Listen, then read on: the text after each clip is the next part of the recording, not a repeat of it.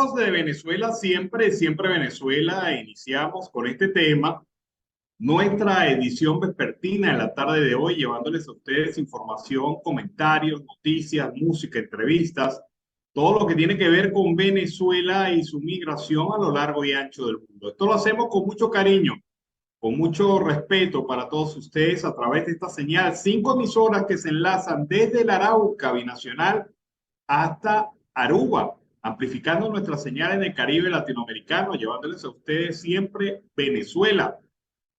También está nuestro formato en la plataforma digital vía streaming que nos permite llegar en este momento de manera directa a cualquier parte del mundo, pero también está la opción de ver nuestro programa en diferido. Usted lo puede ver a través de nuestras plataformas, ya que una vez que lo terminamos, lo colgamos allí para que usted a la hora que le sea más oportuna, a la hora que le sea más adecuada y justa, pueda ver siempre Venezuela. Es un trabajo en equipo, en donde está Vanessa Chacón en la producción, Camilo García en redes sociales y apoyo técnico, nuestro equipo de operadores, también nuestros colaboradores que en forma de corresponsales nos permiten obtener información en Venezuela, Colombia y otras partes del mundo, todos bajo la coordinación de su servidor, Alan Peralta. Iniciamos entonces siempre Venezuela de esta manera, con más noticias. 65% de las transacciones comerciales que se realizan en Venezuela se realizan de manera dolarizada. Es decir, utilizando el dólar como moneda, se realizan estas operaciones. Así lo informaron representantes de la firma Ecoanalítica, quienes aseguraron que el 65% de las operaciones comerciales en Venezuela se ejecutan en dólares, por lo cual se ve inviable la propuesta del gobierno nacional de desdolarizar la economía nacional. Es que esto es imposible en este momento. Mientras el bolívar siga siendo una entelequia para las transacciones comerciales, el dólar surge como la opción válida y más segura en estos momentos. La gente de Ecoanalítica señalaron que es imposible pensar en una Venezuela sin dólar en este momento. El dólar no solo ha contribuido a reducir la inflación en Venezuela, sino que también ha brindado cierto aliciente a los venezolanos, sobre todo los que recogen bonos en divisas, a que reciban dólares. El economista Pablo Bárcenas afirmó que la mayoría de las transacciones se pagan a través de tarjetas internacionales, dólares en efectivo y CELE, entre otros mecanismos. Por ello, Bárcenas apuntó a que revertir el uso del dólar en las actuales condiciones no es lo más idóneo. Agregó que en la actualidad las personas no utilizan bolívares para gastar, sino para adquirir divisas. Bárcenas señaló que más de la mitad de las transacciones que se hacen en bolívares se hacen con dinero en efectivo. Todavía el bolívar sigue siendo un medio de pago importante, agregó, pero sobre todo en depósitos bancarios que es usado para realizar transferencias y usos en puntos de venta. Bárcenas recordó que el país no está formalmente dolarizado, pero la economía nacional se mueve al ritmo de la divisa norteamericana. Así que está claro esto, sigue siendo el dólar la moneda de transacción comercial en nuestro país. Mientras esto ocurre, jubilados y pensionados de PDVSA protestaron para reclamar el pago del dinero que aún se les adeuda. Según la Asociación de Jubilados de la Industria Petrolera, la deuda estatal pudiera llegar a $37,000 por cada uno de los jubilados en Venezuela. Los trabajadores protestaron para exigir a las autoridades el pago del dinero que se les adeuda. Los reclamos ocurrieron en el Zulia, Anzoátegui, Carabobo, Falcón, Nueva Esparta, Guárico, Barinas y en el Distrito Capital. Se hizo esta protesta con el fin de lograr los objetivos, dijo Alirio Díaz, director de la Asociación de Jubilados de la Industria Petrolera. Nos deben mucho dinero. Esperamos que pronto se cumplan nuestras exigencias. Señaló que regresarán a las calles si las autoridades no les dan respuesta. Douglas Pereira, vocero de la asociación, indicó que se exige el pago mensual de $660 por la deuda del fondo de pensiones. que asciende a 2.707 millones de dólares. Asimismo, indicó que la empresa petrolera estatal les paga $150 del fondo de pensiones desde enero del 2023, pero ese dinero les resulta insuficiente para cubrir los gastos básicos, para que podamos tener una vejez tranquila, con dignidad, en paz y justa en los últimos años de la vida. Mire cómo son las cosas. El fondo de jubilaciones del sector petrolero era el fondo más poderoso de Venezuela, porque era un fondo que se constituyó desde un inicio en dólares. Y esta fortaleza es en la que confiaban los jubilados de los pensionados una vez les llegara ese momento, porque sus jubilaciones se las iban a pagar en dólares. Y obviamente, pues el gobierno cambió las reglas de juego, cogieron los fondos de ese fondo de jubilaciones y dejaron a los trabajadores en una condición de inestabilidad que los ha obligado a tener que salir a la calle a protestar, a exigir sus derechos en unas condiciones de verdad bastante deplorables. Vamos a escuchar ahora a nuestra corresponsal, Claudia Gutiérrez. Claudia Gutiérrez, que nos trae la información correspondiente al día de hoy. Saludos y buenas tardes a Las Peralta, Carlos Miura, Uzcategui y a la audiencia en Colombia, Venezuela, Aruba, Curazao, Bonaire, Chile, Estados Unidos. Les informa la periodista Claudia Gutiérrez, CNP 10804, desde el estado Anzoátegui, oriente del país. Nueva Esparta, Margarita, la Perla del Oriente y del Tamacuro. A continuación con la información desde el estado Anzoátegui. Power Cano, jefe de la policía del estado Anzoátegui, informó que un adolescente de 15 años fue arrestado por presuntamente cometer el delito de hurto en el Tigre, municipio Simón Rodríguez. El menor de edad fue aprehendido después de que una vecina del sector urbanística 2000 lo acusó de haber sustraído de manera ilegal una bombona de gas luego de haberse introducido a su residencia. Los oficiales del ente de seguridad y orden público recuperaron el cilindro con capacidad para 10 kilogramos y detuvieron al quinceañero, que fue colocado a las órdenes del Ministerio Público. Más información desde el estado Nueva Esparta. Al menos 1 millar de nuevos votantes de la isla de Coche no han podido inscribirse en el registro electoral permanente porque no tienen las posibilidades de trasladarse a la Asunción, capital de Nueva Esparta, donde funciona el único punto para cumplir con ese requisito. Omar Rojas, dirigente juvenil del municipio Villalba, aseguró que pese a las reiteradas exigencias ante las autoridades del Consejo Nacional Electoral en la región, no han sido posible que realicen una jornada especial para que más de 1.000 nuevos votantes puedan registrarse y tener la posibilidad de participar en futuros eventos electorales. A continuación, con la información desde el estado del Tamacuro. Dique de contención de Tucupita que proteja a esta localidad de inundaciones durante la temporada de invierno fue restablecido en 100 días. Luego de un trabajo multidisciplinario, informó la gobernadora del Tamacuro, Liseta Hernández, donde también informó que tras haberse planteado los trabajos que se llevaría a cabo al presidente Nicolás Maduro, el mandatario nacional aprobó los recursos para iniciar esta obra. Los trabajos se completaron en 100 días usando al menos 80 máquinas pesadas. Por otra parte, la vicepresidenta de Obras Públicas, Eglimar Rodríguez, quien formó parte de los trabajos en Tucupita, explicó que entre las fallas corregidas están la restauración total de la obra original del sector Los Corronchos, de la zona más crítica reportada inicialmente. Hasta aquí con las informaciones. Les informó Claudia Gutiérrez, CNP 10804. Bueno, fue Claudia Gutiérrez, nuestra corresponsal para la zona del oriente de Venezuela y la isla de Margarita. La directora ejecutiva del Centro de Justicia y Paz, CEPAZ, Beatriz Borges, denunció hoy que existe una persecución sofisticada, así como una agudización de los patrones de acoso y criminalización de la población venezolana, especialmente de la sociedad civil, desde el año pasado por parte de la administración del presidente de facto, Nicolás Maduro. Borges destacó que esta persecución sofisticada existe sin que sea evidente ni aparente, por medio de los planes que ha avanzado el gobierno de Maduro por la vía judicial o legislativa. Si bien los actores siguen siendo perseguidos, el Estado está tratando de dar una apariencia de legitimidad a través de políticas que amparan este asedio, es decir, crear leyes para justificar lo malo que están haciendo.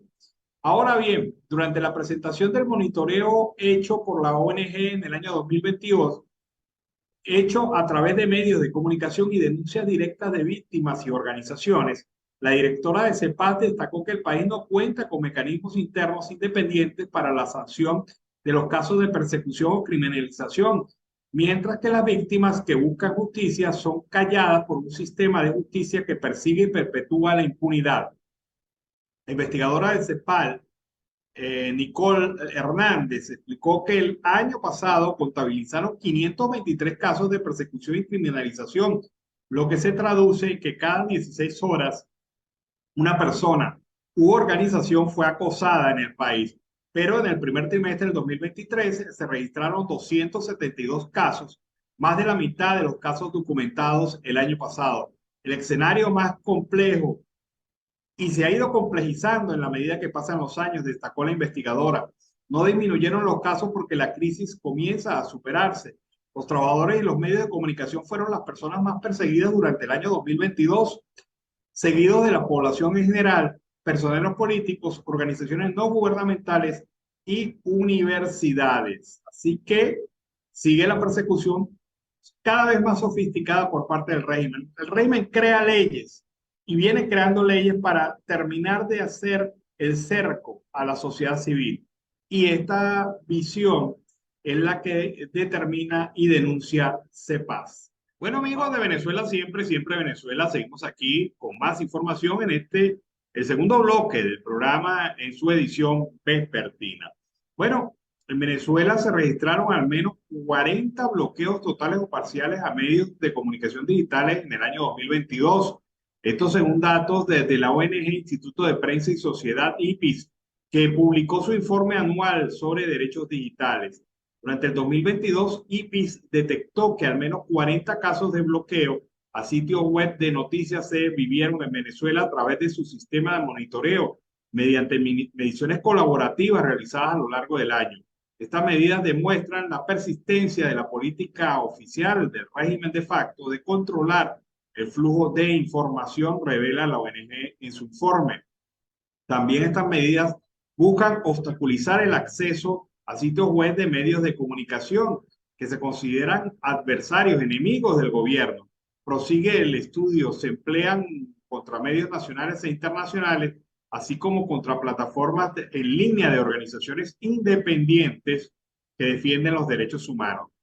Según el estudio, se registraron 59 violaciones a los derechos digitales durante el 2022, que incluyen además de los 40 bloqueos, 8 cierres y suspensiones arbitrarias de cuentas en redes sociales y 4 ataques al sistema o red.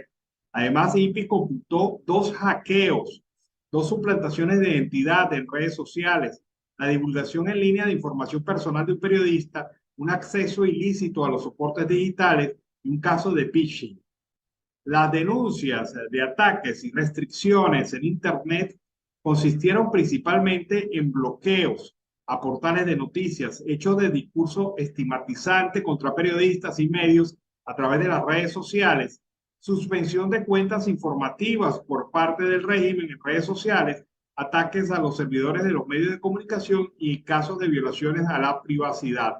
El pasado mes de abril, la Sociedad Interamericana de Prensa exhortó a los gobiernos de 12 países americanos, entre ellos Venezuela, a dejar de restringir los derechos constitucionales y las leyes de acceso a la información pública. El informe que, repito, ha publicado IPIS durante el día de hoy.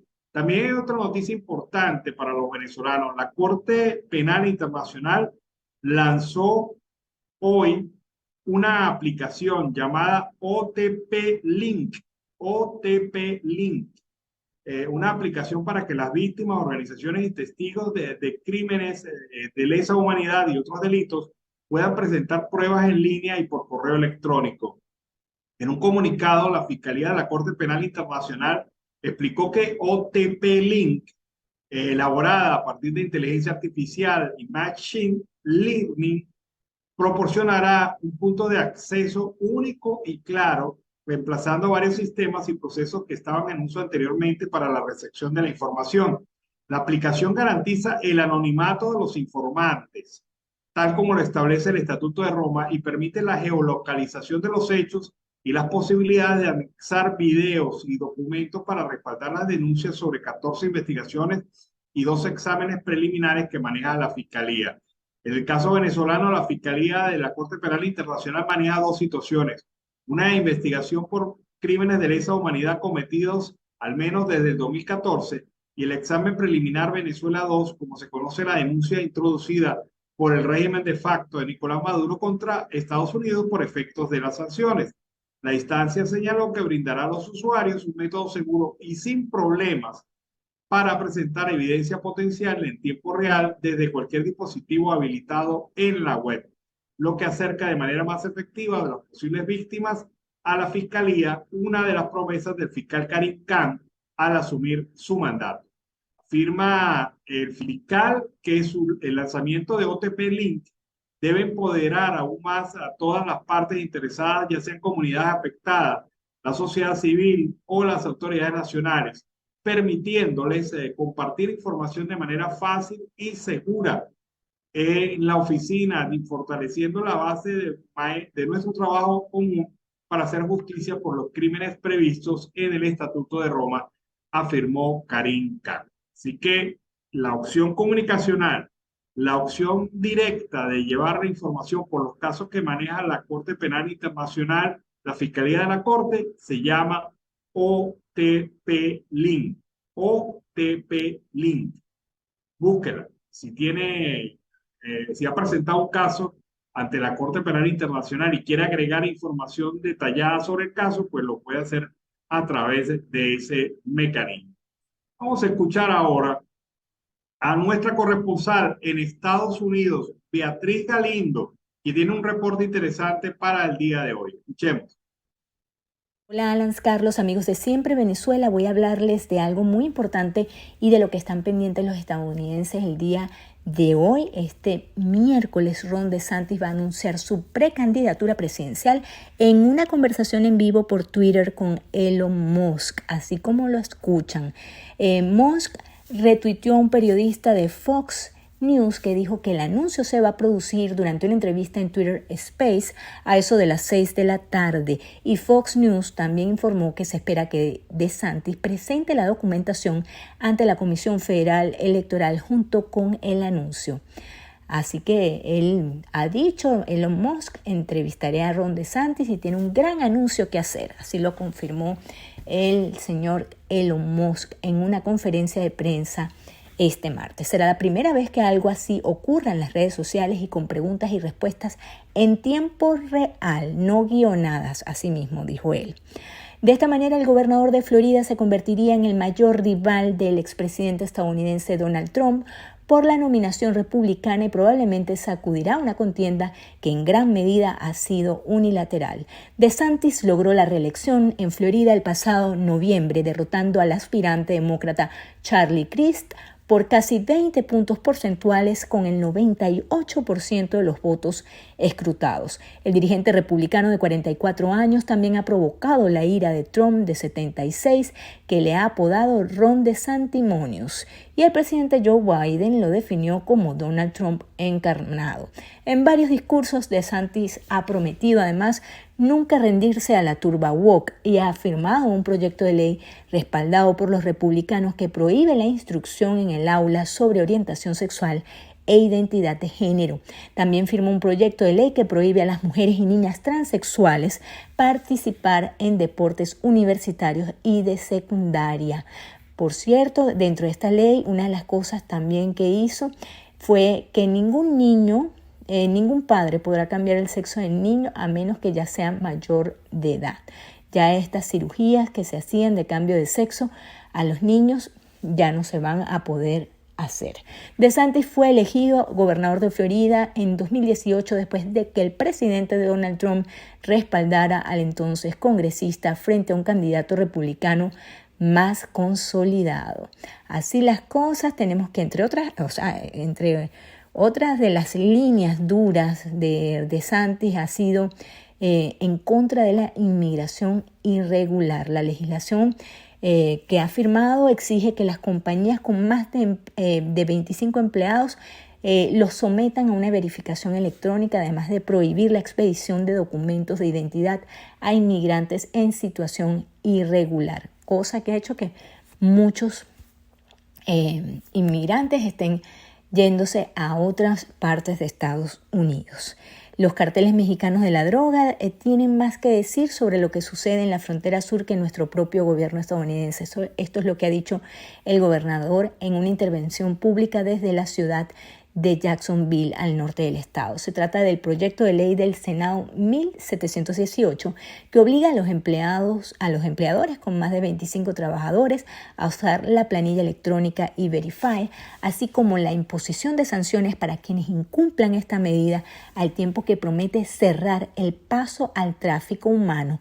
Los gobiernos locales ahora están impedidos de expedir tarjetas de identificación a extranjeros que entren ilegalmente y exigen a las instalaciones sanitarias a compilar datos de los mismos. El traslado fuera de extranjeros sin la identificación requerida y en situación migratoria irregular será visto a partir de ahora como un delito grave en el estado. Bueno, rápidamente, antes de irme, quería comentarles que Estados Unidos anunció también la autorización temporal de transacciones con la estatal venezolana PDVSA. El gobierno de Estados Unidos anunció este martes la autorización temporal de algunas transacciones de 4 firmas estadounidenses con la empresa estatal Petróleos de Venezuela, que estaban prohibidas desde noviembre de 2018, a la vez que mantuvo en vigor restricciones a la producción o comercialización de hidrocarburos del país suramericano. Y vámonos rapidito a Perú. ¿Por qué? Porque tengo que contarles que Perú está pidiendo a Israel detener a la esposa de Toledo para extraditarla. La Corte Suprema de Lima pidió el martes a la justicia de Israel el arresto de la esposa del expresidente Alejandro Toledo, Elian Karp, para su extradición a Perú, donde es acusada de lavado de activos en un caso vinculado a los presuntos sobornos recibidos por el exmandatario de la empresa brasileña Odebrecht. Esto es todo que les tengo por los momentos. Estaremos muy pendientes de este lanzamiento de la precandidatura de Ron DeSantis como presidente de la República, como candidato para la presidencia de la República, quise decir. Nos vamos entonces con ustedes, Alan, Carlos, que pasen muy buen día. Bueno, fue Beatriz Galindo con su reporte desde los Estados Unidos. Los venezolanos en Colombia que posean permiso de protección temporal, PPT, o permiso especial de permanencia, PEP, podrán solicitar la residencia permanente en Colombia a partir del 1 de junio. Esto es posible gracias a que el 22 de julio del 2022 se publicó la resolución número 5477, donde se detalla que los venezolanos pueden optar a visa de residencia permanente si llevan 5 años como titulares del PPT o del PEP. La visa de residente o visa R que se le otorga a quienes aspiran a establecerse o fijar su domicilio permanente en Colombia por tener tiempo acumulado de permanencia en el país y permite realizar cualquier actividad lícita dentro del territorio. La visa R es revocada a aquellos que pasen más de 2 años consecutivos ininterrumpidos fuera de Colombia. Esta visa debe ser renovada cada 5 años. Solicitarla costará $54,92 americanos y una vez aprobada se cancelarán $400,33. La visa puede ser solicitada a través de los servicios consulares de atención y servicio al ciudadano vía web del sitio de la Cancillería de Colombia. Así que hay esta opción para solicitar la visa. Si usted tiene ya más de 5 años o 5 años en territorio colombiano, pues usted puede tener la posibilidad de acceso a esta visa por años de vivir en territorio colombiano. y si no tiene ningún antecedente de carácter penal o algo así, pues usted podrá obtener fácilmente este documento. Claro, es costoso para los venezolanos, es costoso para los ciudadanos, pero esa es la manera lógica de regularizarse definitivamente en el territorio de este país. Vamos a escuchar ahora este reporte. Se realizó una asamblea y una marcha de trabajadores jubilados, pensionados, sobrevivientes del Seguro Social y delegados de salud del Ministerio de Educación hacia el Tribunal Supremo de Justicia, buscando respuestas del memorándum 2792 introducido en septiembre del 2022 con la presencia de su vicepresidente Carlos Julio Rivera. Veamos y escuchemos entonces este reporte de esta marcha y asamblea de los trabajadores sobrevivientes del Seguro Social y del Ministerio de Educación. Suprema de Justicia, esa marcha la vamos a hacer por aquí derechito hasta salir al Tribunal Supremo. Le agradezco, ¿cómo te decís?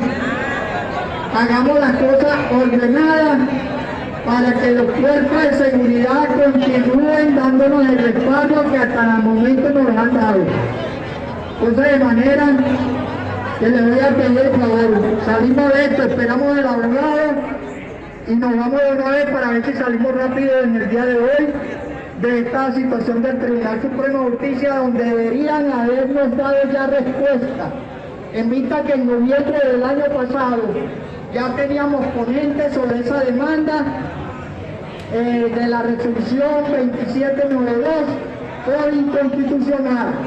El tribunal debe manifestar su apego a la ley, y la primera ley de la República es la Constitución, y ese memorando viola la Constitución y por lo tanto debería de darnos una respuesta veraz, concisa y ¿cómo te decís? Y reintegrando lo que por ley nos corresponde, que fue lo que nos ayudaron con esa... Bueno, es así. Todos los días, jubilados y pensionados salen a protestar en Venezuela, a exigir el respeto a sus derechos. Bueno, amigos de Venezuela, siempre, siempre Venezuela, iniciamos el tercer bloque del programa, la segunda hora de Siempre Venezuela en su edición vespertina correspondiente a la edición de hoy, 24 de mayo del 2023. Como siempre, con la presencia de Carlos Uzcategui y el Miura, desde La Guajira Binacional, que se encuentra aquí en la sala, como siempre, acompañándonos. Carlos, buenas tardes, ¿cómo estás? Muy bien, ¿y tú, Alan? Espero que estés bien y, por supuesto, dándole la bienvenida a este bloque a la audiencia del programa Siempre Venezuela Radio. Bueno, fuera de micrófono me comentaba, Alan, ¿qué va a pasar con el oro venezolano que se encuentra en el Banco de Inglaterra? Y ese es un tema, obviamente, que mucha gente se está preguntando en este momento, y todo se origina a raíz de el anuncio del gobierno británico del no reconocimiento de Guaidó, pero también el anuncio del régimen de facto de apelar todas las decisiones tomadas por el tribunal que habían sido favorables a la administración Guaidó en el tema de la representación y en el tema de la legitimidad en las decisiones vinculadas a esas 30 codiciadas toneladas de oro que se encuentran en el Banco de Inglaterra. ¿Qué te parece eso, Carlos? Bueno, Alan, es la mejor decisión que puede darse. Sencillamente, para nadie es un secreto que el régimen de Nicolás Maduro, con la plana mayor, porque ahí sería la plana mayor para agarrar 1 tonelada por persona, que creo que sean menos de 30 personas los que estén arriba. Es decir, se dividirían ese tonelaje de oro puro de 24 quilates, y eso no lo vería el venezolano absolutamente en nada. Y fíjate, tener en el Tesoro Nacional, en las reservas venezolanas, el material aurífero bajo las reservas internacionales, eso sería muy interesante. ¿Por qué? Porque con el oro, y eso lo sabes tú, se pueden hacer préstamos, créditos, etcétera, porque hay un aval económico en un país para poder responder. Pero imagínate tú, Alan, que le den ese oro a esta gente. ¿Qué crees que haría? Los veíamos en Quinta Crespo, en las pulgas, vendiendo baratijas y haciendo anillitos, cositas de oro. Porque te aseguro que eso no lo veríamos más nunca. Bueno, ese oro está tasado al día de hoy, tendría un valor aproximado de unos 1.900 millones de dólares. Wow. Y este es el monto sobre el cual el gobierno de facto pues intenta agarrar.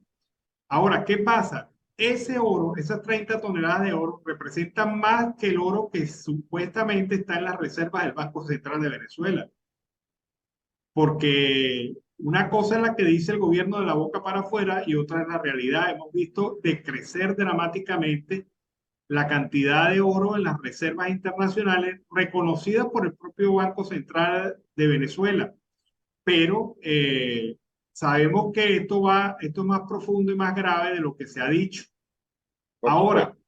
esas son 30 toneladas que ¿por qué están allá? Porque en el marco de una política, los gobiernos democráticos habían mantenido reservas internacionales de oro ubicadas en Nueva York, ubicadas en Londres y en otros países del mundo. ¿Esto por qué?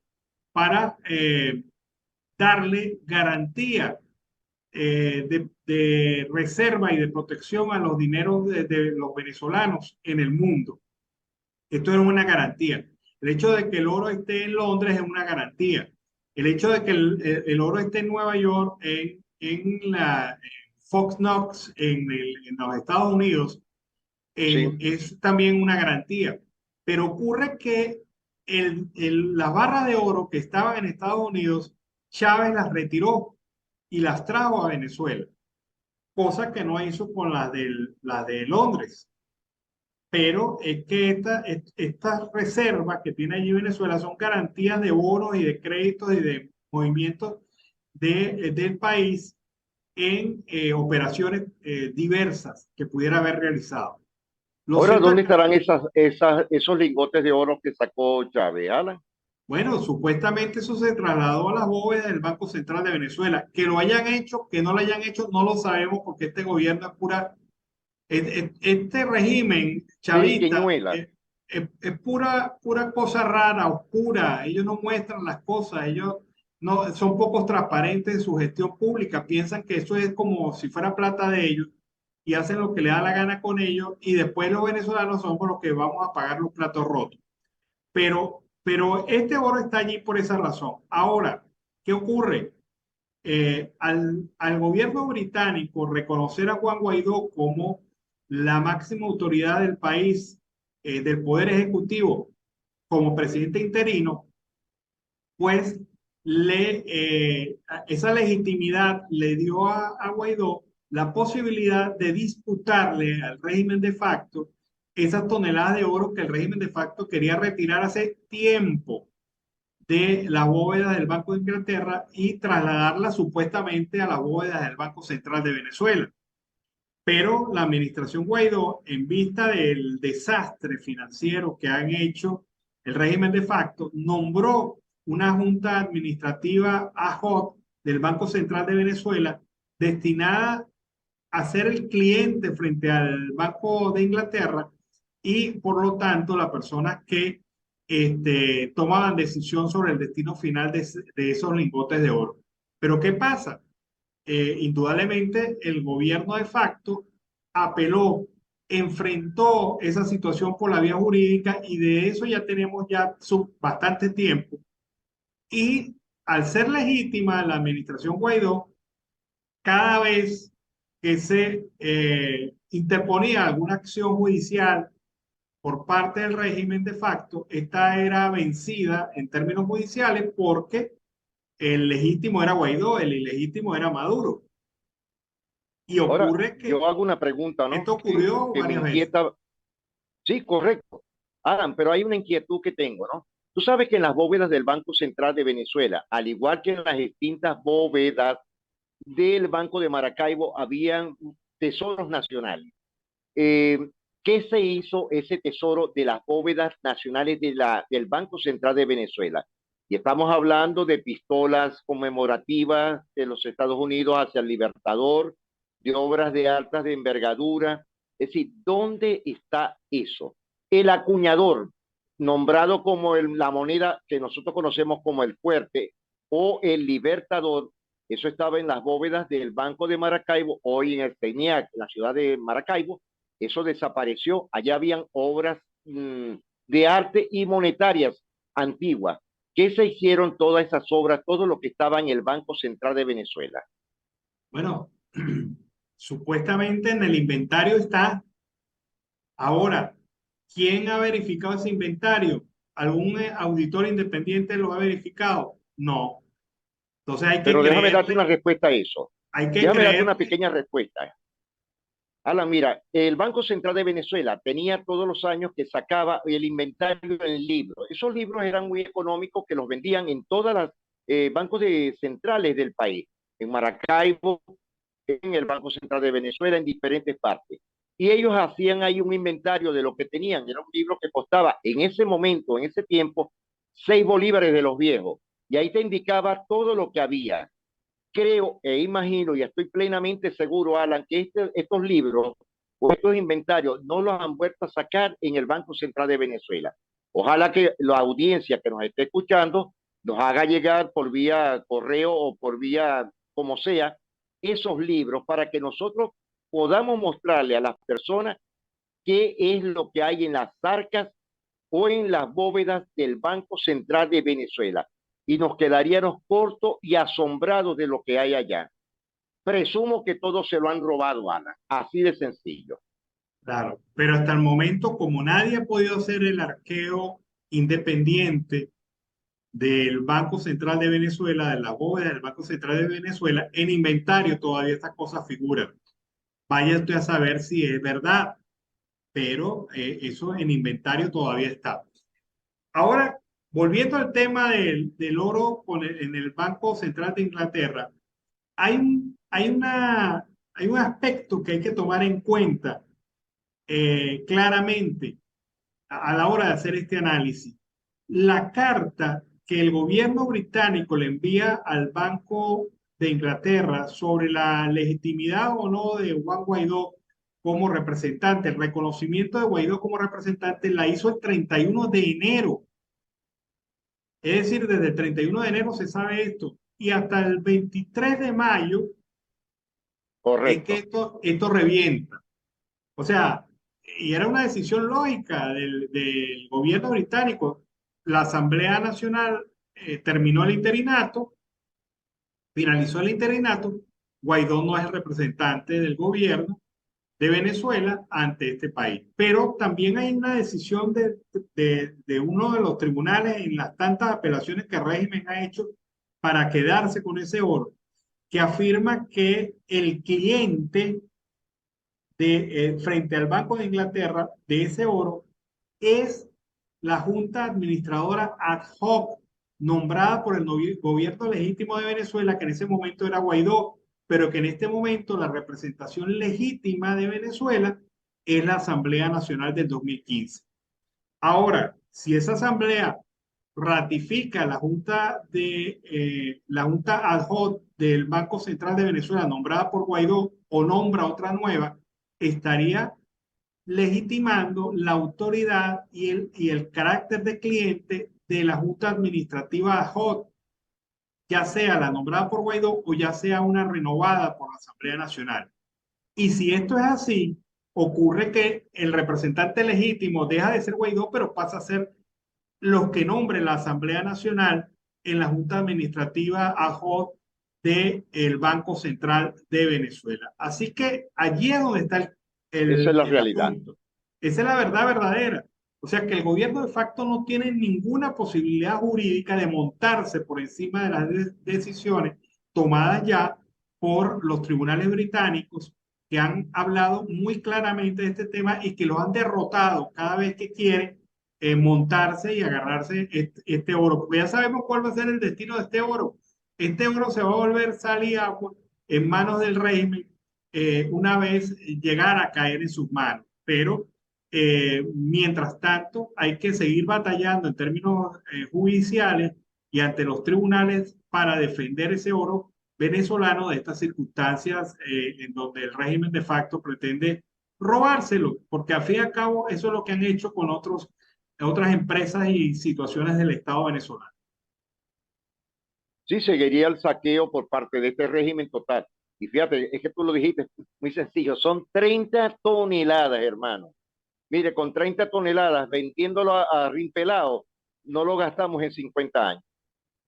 Bueno, para que tú veas, cambiemos de tercio, Carlos.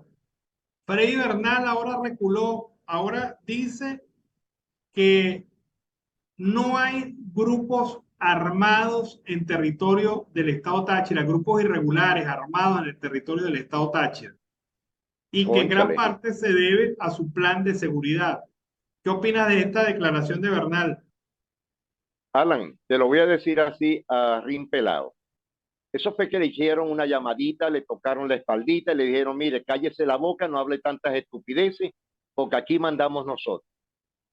Para nadie es un secreto que las bandas armadas criminales, tanto de Colombia como en Venezuela, están en el estado Táchira, desde Lobatera, San Cristóbal y diferentes partes. Fíjate que las ferias de Ureña no se hicieron por temor al paramilitarismo.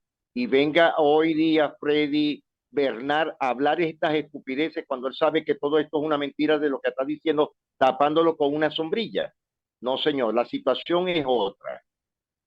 Claro, mira, para nadie es un secreto en el Estado Táchira que en zonas como Delicias, zonas de frontera como el Nula, zonas de Correcto. frontera como San Antonio y Ureña, que son urbanas, se ven grupos irregulares colombianos armados dentro del territorio venezolano.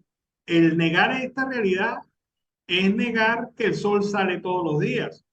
Es decir, que ellos, ¿a qué vienen? Ellos dejan las armas en Cúcuta y pasan a Venezuela sin armas. Por favor, eso nadie lo Por Dios, cree. eso no se lo cree nadie. Hemos visto cómo han disparado, han colocado granadas. La semana pasada colocaron una granada en un bar En un en pool, en un Ureña, pool. en un pool en Eso es Ureña. correcto. ¿Vas a decir que no actúan grupos irregulares armados en territorio venezolano? O Y sea, aparte de todo, Alan, ¿quién es el que domina la zona de Tastrochas en el Táchira? Eso es otra cosa. claro, hay zonas de interés donde que las manejan grupos del ELN y grupos los paramilitares en algunas trochas, o sea, es decir, se Eso dividen es estas correcto. zonas. Fíjate, están las disidencias de la FARC, están los del ELN. Aparte de eso, las bandas criminales que están en Venezuela. Es decir, que hay de todo como en botica. Y venga Freddy a hablar, tirar ese potecito de humo, no, no entiendo el por qué. Y vuelvo y repito, eso fue que le hicieron así de pao, pao. No, Frei Bernal dijo la verdad la semana pasada. Dijo, Exacto. están Pero operando ahora y son recula. esto y aquello. Y lo dijo con claridad y bien, aplaudible, porque por fin se veía un gesto de valentía sobre esto.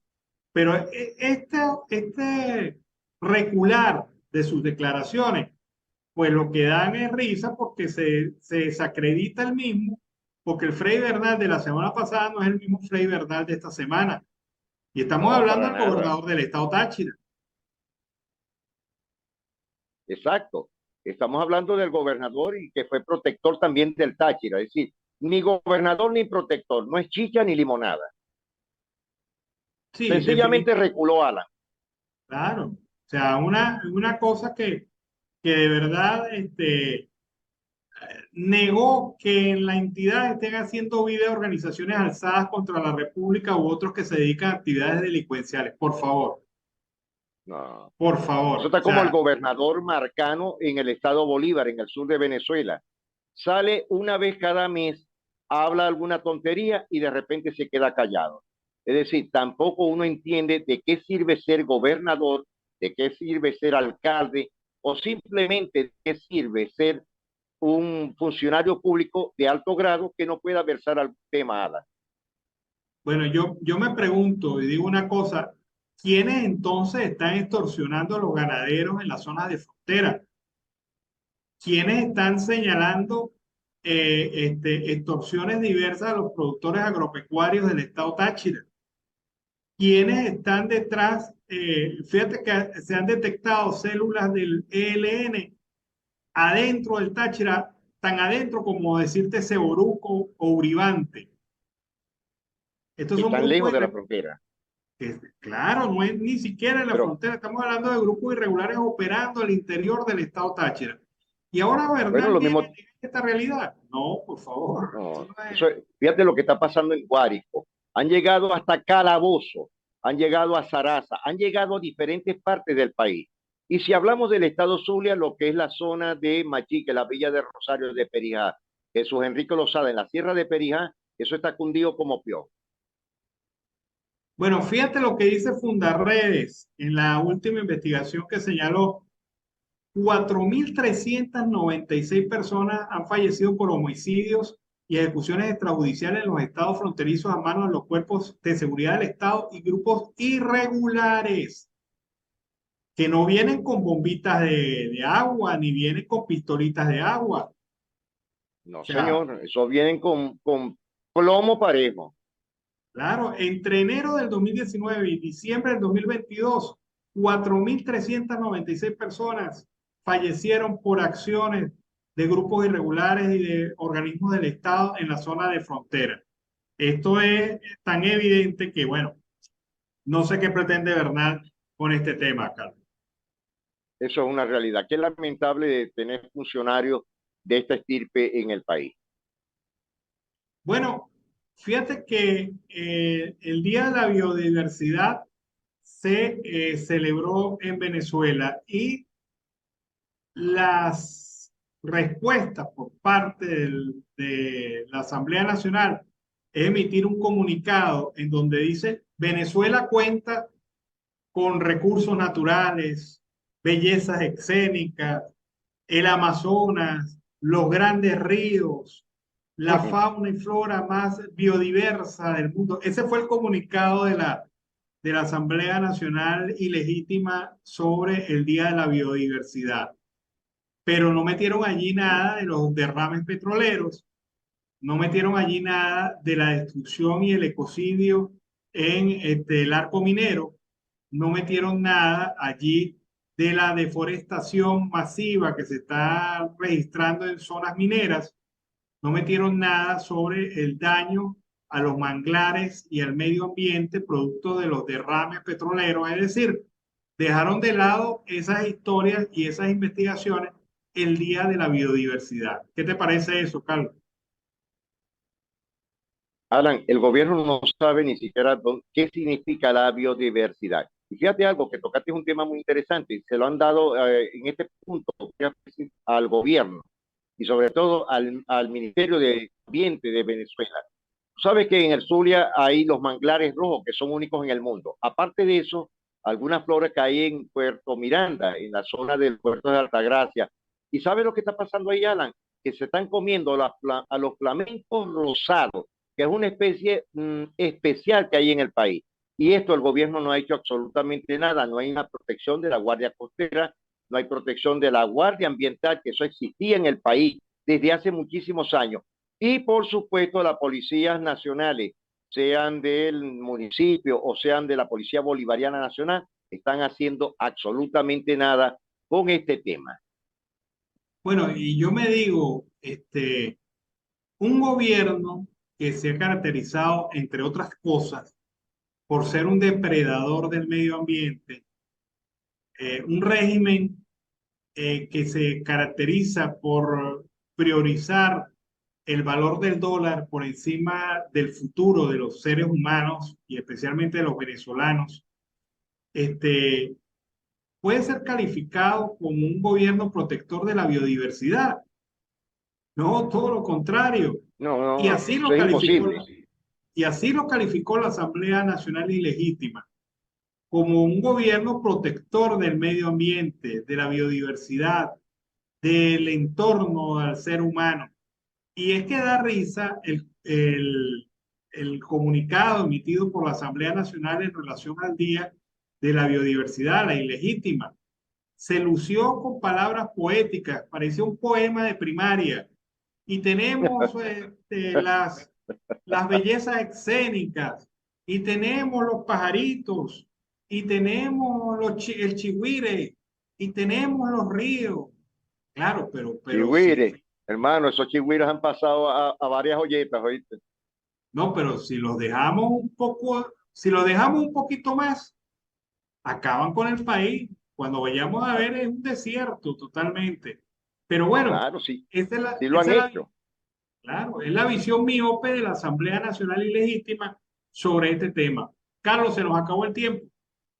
Pues sí, Alan, estaremos muy pendientes de lo que pase en el transcurso después de las 6:30, 7 de la noche. Estaremos muy pendientes. Amanecerá y veremos con nuevas noticias, algo agradable, las notas positivas, pero también hay que seguirlo diciendo, el desastre de este régimen. Alan, audiencia, nos estamos despidiendo, será hasta mañana, como siempre. Bueno, vámonos a la pausa comercial y musical del momento y al regreso seguimos aquí con más de Venezuela siempre, siempre Venezuela. Bueno, amigos de Venezuela siempre, siempre Venezuela, seguimos aquí con más información. Con ese tema iniciamos el último segmento del programa en la tarde de hoy. El primer vicepresidente de Fede Cámaras y quien aspira a la presidencia para el periodo 2023-2025, el señor Adán Celis, ha dicho durante el día de hoy que hay que buscar modelos mixtos de integración para buscar los fondos necesarios que permitan mejorar el sistema eléctrico nacional. El postulante para ocupar el cargo directivo en la Federación de Cámaras y Asociaciones de Comercio y Producción de Venezuela en el periodo 2023-2025 visitó Maracaibo para conocer la problemática del sector comercial de este sector. Al ser interrogado sobre lo que piensa hacer el gremio para mediar con el gobierno nacional para buscar una solución a la crisis eléctrica que vive el Zulia y otros estados del país, Adán Celis ha manifestado que se le plantea al Ejecutivo esta problemática, pero que igual hay que buscar un nuevo modelo energético. De igual forma, tenemos que buscar un nuevo modelo energético en el cual el sector privado tenga participación. La situación ahorita de todo el sistema eléctrico nacional requiere de una inversión muy importante. Sobre esto, Celis aseguró que el sector privado quiere colaborar y ser partícipe en este proyecto, pero que al igual hay que buscar modelos mixtos de integración para buscar los fondos necesarios que mejoren el sistema eléctrico. Se habla de una inversión entre 5.000 y 10.000 millones de dólares para estabilizar el sistema eléctrico nacional. El gremialista recalcó que el gobierno nacional y el sector privado deben trabajar de la mano para lograr el objetivo de solventar las fallas eléctricas que se viven en el estado Zulia y en el resto del país. Vamos a escuchar ahora el reporte de Michelle Carrillo desde Barranquilla, costa atlántica de Colombia, durante el día de hoy para Siempre Venezuela. Saludos y bendiciones para Alan Peralta, Carlos Miura Uzcategui y nuestra querida audiencia de Siempre Venezuela Radio, transmitido desde Colombia para Venezuela, Aruba, Estados Unidos, Chile y Latinoamérica. Reporta para ustedes el periodista Michelle Carrillo de la Hoz desde Barranquilla, costa atlántica de Colombia. Y estos son los titulares del día de hoy. Aprobada en primer debate de la polémica reforma a la salud. Fiscalía apelará a negociación de preclusión en el caso de Álvaro Uribe por soborno. Así va el proceso de la extradición de Jaime Saade por el crimen de Nancy Maestre. El IMPEC pide revisión de salida de la cárcel de Barranquilla de 3 peces gordos.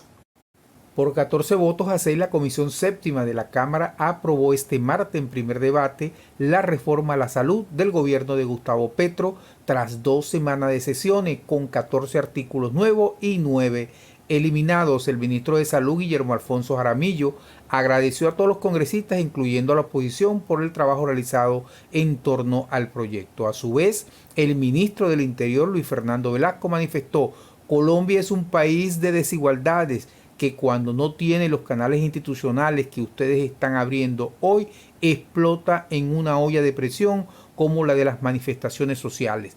Sacamos de la UCI a la reforma de la salud.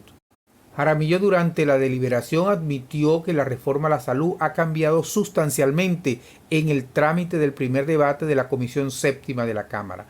Aquí se está buscando el término medio, no se está estatizando nada. Esto no es el modelo de salud ni de Cuba ni de ningún otro país. Si fuese así, no habría gestores de salud. El 75% de las clínicas hoy son privadas. Estamos buscando cómo solucionar los problemas con la gente de la periferia. El mercado no funciona para los indígenas o los negros, sino solo funciona para los que están en las ciudades, manifestó el funcionario.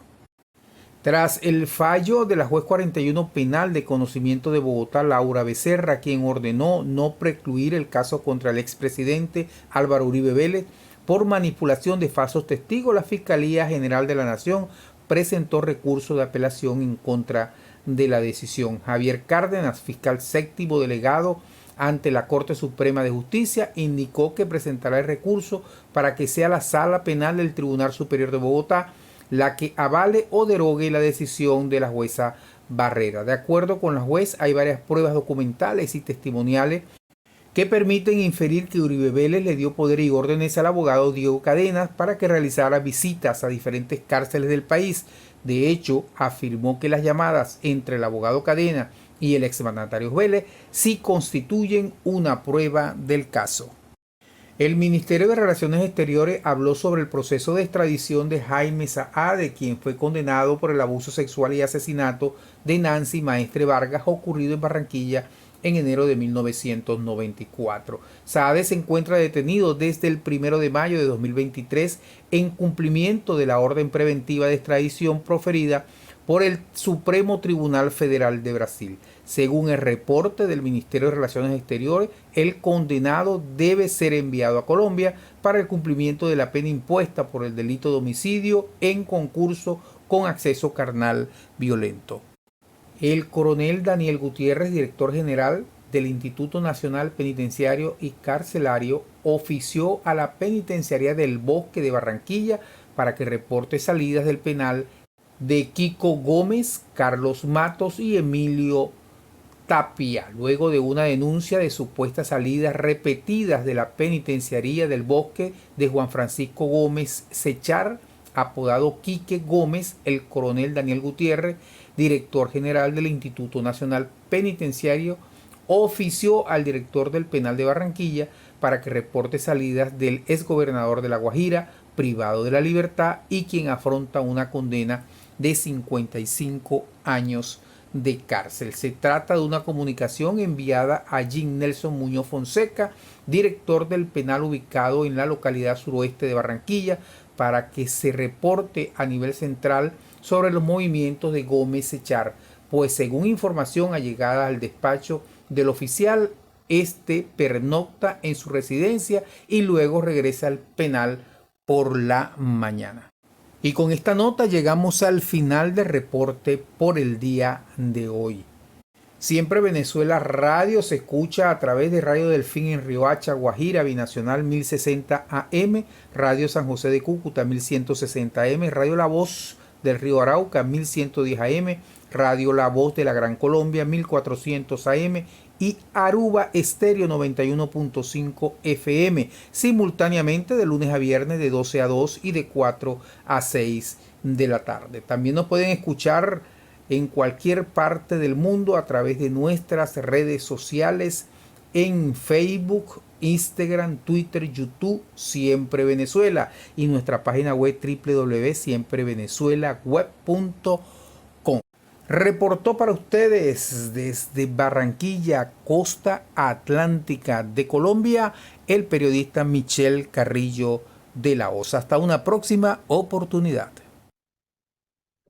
Bueno, seguimos aquí con más información en Siempre Venezuela. Faltan apenas 2 días para que más de 200.000 estudiantes, egresados, personal administrativo y académico de la Universidad Central de Venezuela, convocados a participar en el proceso de elecciones, renueven las autoridades universitarias para el periodo 2023-2027.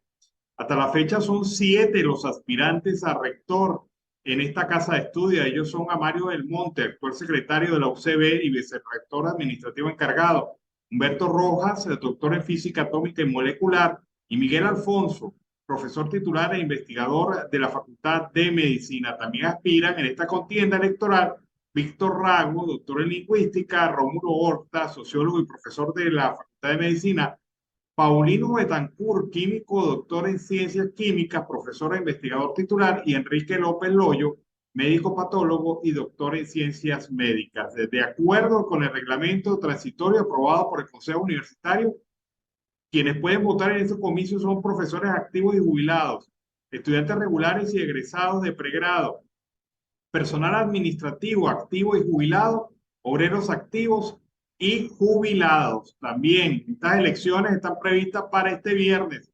26 de mayo. Es la fiesta de la democracia dentro de la universidad más grande de Venezuela y obviamente pues todo el mundo pendiente de estas elecciones dentro de la Universidad Central de Venezuela. Es importante decir que la democracia entra por la casa universitaria y allí pues después de 15 años hay un proceso que va a permitir definir nuevamente las autoridades.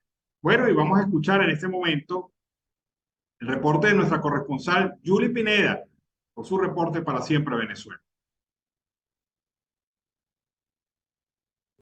Saludos a Alan Peralta, Carlos Miura Uzcategui y a la audiencia en Colombia, Aruba y toda Latinoamérica del programa Siempre Venezuela Radio. A esta hora tenemos nuestro resumen informativo. Funcionarios del CICPC detuvieron a 2 personas por apropiarse indebidamente de la vivienda de una anciana de 80 años de edad, la cual resultó ser madre y abuela de los detenidos. Este hecho se registró en Caricuao, en la ciudad de Caracas. Los detenidos en cuestión quedaron identificados como Juvenal Goncalves de Abreu, de 58 años de edad, y Joana Caterina Goncalves Villegas, de 27 años de edad respectivamente. Se pudo conocer que las personas detenidas fueron llevadas ante las autoridades competentes, donde se les abrió una investigación y fueron detenidos. En otra información tenemos que el Ministerio Público abrió investigación a surtidor de gasolina en estación de servicio en Altamira, en Caracas.